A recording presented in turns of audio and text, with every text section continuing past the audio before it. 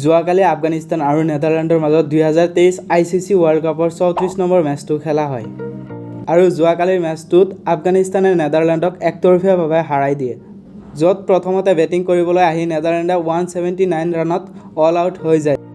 য'ত নেদাৰলেণ্ডৰ বেটছমেন চাইব্ৰেন ইঞ্জিলবেৰ্টছে অৰ্ধশতকীয়া এটা ধুনীয়া ইনিংছ খেলে আৰু ইয়াত আফগানিস্তানৰ বলাৰ মহম্মদ নবী 3টা উইকেট লয় আৰু ইয়াৰ লগতে নুৰ আহমদ 2টা উইকেট আৰু মুজিবে 1টা উইকেট লয়। 180 ৰানৰ পিছা কৰিবলৈ আহি আফগানিস্তানে 3টা উইকেট হেৰুৱাই যোৱাকালিৰ মেচটো নিজৰ নামত কৰি লয়, য'ত আফগানিস্তানৰ কেপ্টেইন হাছমাতুল্লাহ শ্বাহিদী আৰু ৰহমত শ্বাহ দুয়োজনে অৰ্ধশতকীয়া ইনিংছ খেলে। 2023 ICC ৱৰ্ল্ড কাপত আফগানিস্তানৰ তৰফৰ পৰা ধুনীয়া এটা পাৰফৰ্মেঞ্চ দেখিবলৈ পোৱা গৈছে, কিয়নো যোৱা 2টা ৱৰ্ল্ড কাপত আফগানিস্তানে মাত্ৰ 2টা ৱৰ্ল্ড কাপত মাত্ৰ এটা মেচ জিকিছিল, কিন্তু 2023 ICC ৱৰ্ল্ড কাপৰ যিটো টুৰ্ণামেণ্ট হৈ আছে এই টুৰ্ণামেণ্টটোত আফগানিস্তানে 7টা মেচ খেলিছে আৰু ইয়াৰ ভিতৰতে 4টা মেচ জিকি লৈছে।